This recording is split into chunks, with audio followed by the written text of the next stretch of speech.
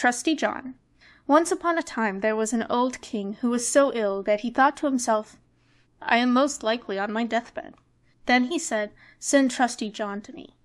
Now Trusty John was his favorite servant, and was so called because all his life he had served him so faithfully. When he approached the bed, the king spake to him, "Most trusty John, I feel my end is drawing near, and I could face it without a care were it not for my son. He is still too young to decide everything for himself, and unless you promise me to instruct him in all he should know, and to be to him as a father, I shall not close my eyes in peace." Then Trusty John answered, "I will never desert him, and will serve him faithfully, even though it should cost me my life." Then the old king said, "Now I die comforted and in peace." And then he went on, "After my death you must show him the whole castle, all the rooms and apartments and vaults, and all the treasures that lie in them. But you must not show him the last room in the long passage, where the picture of the princess of the golden roof is hidden. When he beholds that picture he will fall violently in love with it, and go off into a dead faint, and for her sake he will encounter many dangers. You must guard him from this." And when Trusty John had again given the king his hand upon it, the old man became silent, laid his head on the pillow, and died.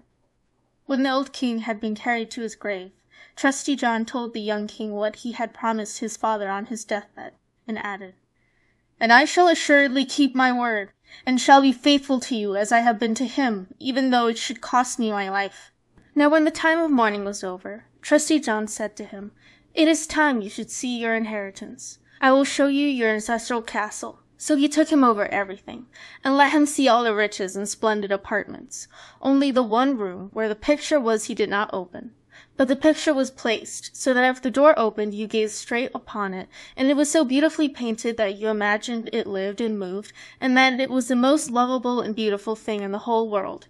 But the young king noticed that Trusty John always missed one door, and said, "Why do you never open this one for me?" "There is something inside that would appall you," he answered. But the king replied, "I have seen the whole castle, and shall find out what is in there." And with these words he approached the door and wanted to force it open. But Trusty John held him back and said, "I promised your father before his death that you shouldn't see what that room contains. It might bring both you and me to great grief." "Ha, no," answered the young king. "If I don't get in, it will be my certain destruction. I should have no peace night or day till I had seen what was in the room with my own eyes. Now I don't budge from the spot till you have opened the door." Then Trusty John saw there was no way out of it, so with a heavy heart and many sighs he took the key from the big bunch. When he had opened the door he stepped in first, and thought to cover the likeness so that the king might not perceive it. But it was hopeless. The king stood on tiptoe and looked over his shoulder, and when he saw the picture of the maid, so beautiful and glittering with gold and precious stones, he fell swooning to the ground. Trusty John lifted him up, carried him to bed, and thought sorrowfully, "The curse has come upon us, gracious heaven, what will be the end of it all?" Then he poured wine down his throat till he came to himself again. The first words he spoke were, "Oh, who is the original of the beautiful picture?" "She is the princess of the golden roof," answered Trusty John. Then the king continued, "My love for her is so great that if all the leaves on the trees had tongues they could not express it. My very life depends on my winning her. You are my most trusty John. You must stand by me." The faithful servant pondered long how they were to set about the matter, for it was said to be difficult even to get into the presence of the princess. At length he hit upon a plan, and spoke to the king. "All the things she has about her, tables, chairs, dishes, goblets, bowls, and all her household furniture are made of gold. You have in your treasure 5 tons of gold. Let the goldsmiths of your kingdom manufacture them into all manner of vases and vessels, into all sorts of birds and game and wonderful beasts. That will please her. We shall goad her with them and try our luck." The king summoned all his goldsmiths, and they had to work hard day and night, till at length the most magnificent things were completed. When a ship had been laden with them, the faithful John disguised himself as a merchant, and the king had to do the same, so that they should be quite unrecognizable. And so they crossed the seas, and journeyed till they reached the town where the princess of the golden roof dwelt. Trusty John made the king remain behind on the ship and await his return. "Perhaps," he said, "I may bring the princess back with me, so see that everything is in order. Let the gold ornaments be arranged, and the whole ship decorated." Then he took a few of the gold things in his apron, went ashore, and proceeded straight to the palace.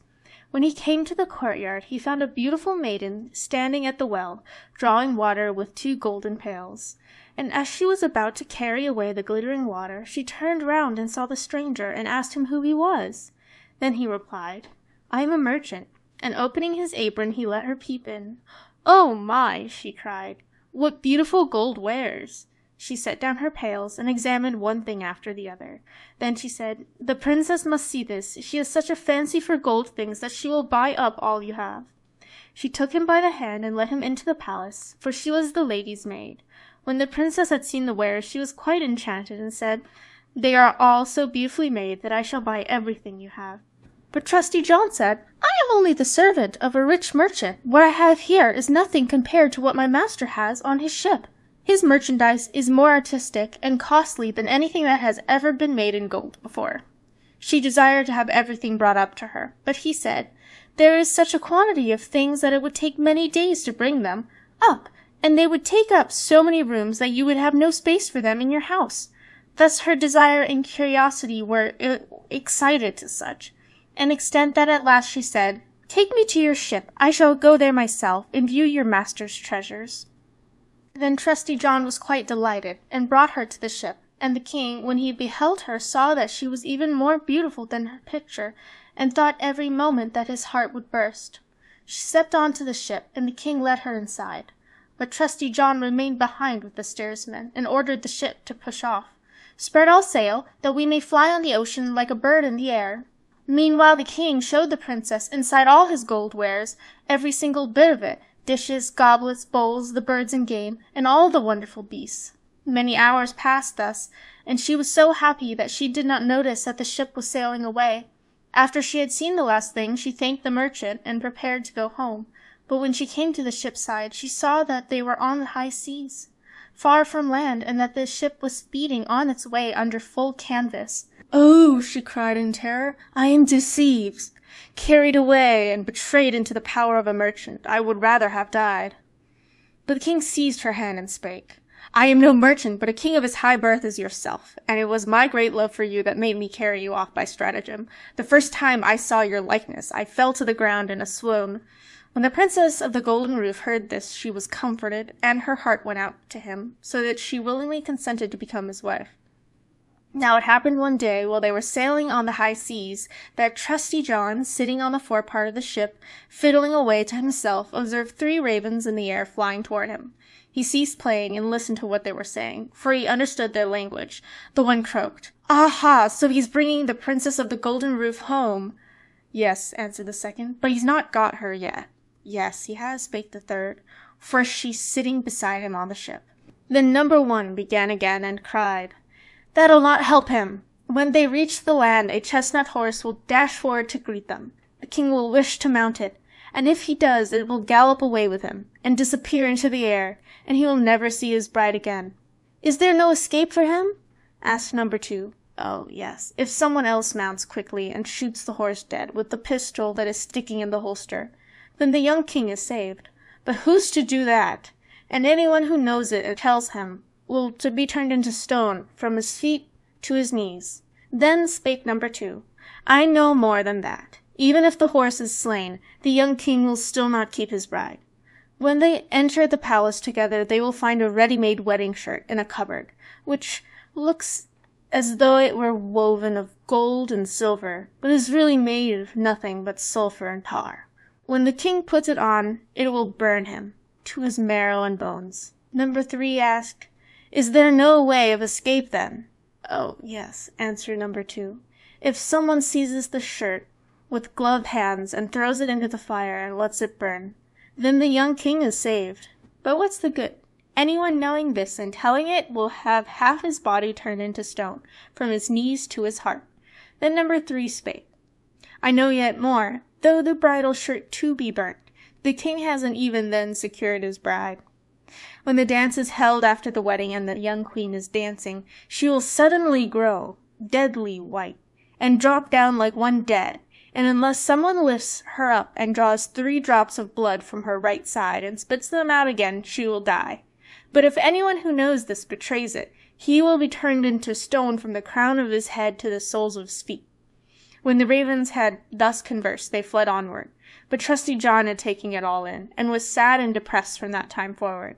For if he were silent to his master concerning what he had heard, he would involve him in misfortune. But if he took him into his confidence, then he himself would forfeit his life. At last he said, I will stand by my master, though it should be my ruin. Now when they drew near the land, it came to pass just as the ravens had predicted, and a splendid chestnut horse bounded forward. Capital, said the king. This animal shall carry me to my palace, and was about to mount, but Trusty John was too sharp for him, and springing up quickly, seized the pistol out of the holster and shot the horse dead. Then the other servants of the king, who at no time looked favorably on Trusty John, cried out, What a sin to kill the beautiful beast that was to bear the king to his palace! But the king spake, Silence! Let him alone. He is ever my most trusty John. Who knows for what good end he may have done this thing? So they went on their way and entered the palace. And there in the hall stood a cupboard in which lay the ready-made bridal shirt, looking for all the world as though it were made of gold and silver. The young king went toward it and was about to take hold of it. But Trusty John, pushing him aside, seized it with his gloved hands, threw it hastily into the fire, and let it burn. The other servants commenced grumbling again, and said, See, he's actually burning the king's bridal shirt. But the young king spoke. Who knows for what good purpose he does it? Let him alone, he is my most trusty John. Then the wedding was celebrated, the dance began, and the bride joined in, but Trusty John watched her countenance carefully. Of a sudden she grew deadly white, and fell to the ground as if she were dead. He at once sprang hastily toward her, lifted her up, and bore her to a room where he laid her down, and kneeling beside her, he drew 3 drops of blood from her right side, and spat them out.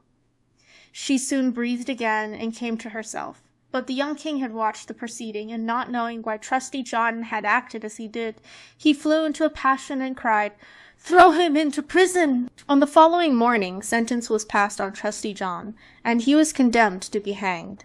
As he stood on the gallows he said, Every one doomed to death has the right to speak once before he dies, and I too have that privilege? Yes, said the king, it shall be granted to you. So Trusty John spoke. I am unjustly condemned, for I have always been faithful to you, and he proceeded to relate how he had heard the raven's conversation on the sea, and how he had to do all he did in order to save his master. Then the king cried, Oh, my most trusty John, pardon, pardon, take him down. But as he uttered the last word, Trusty John had fallen lifeless to the ground and was a stone. The king and queen were in despair, and the king spake, Ah, how ill have I rewarded such great fidelity! And made them lift up the stone image, and place it in his bedroom near his bed. As often as he looked at it, he wept and said, Oh, if I could only restore you to life, my most trusty John. After a time the queen gave birth to twins, 2 small sons, who throve and grew, and were a constant joy to her. One day, when the queen was at church, and the 2 children sat and played with their father, he gazed again full of grief on the stone statue, and sighing wailed, Oh, if I could only restore you to life, my most trusty John. Suddenly the stone began to speak, and said, Yes, you can restore me to life again, if you are prepared to sacrifice what you hold most dear. And the king cried out, All I have in the world will I give up for your sake. The stone continued, If you cut off with your own hand the heads of your 2 children, and smear me with their blood, I shall come back to life.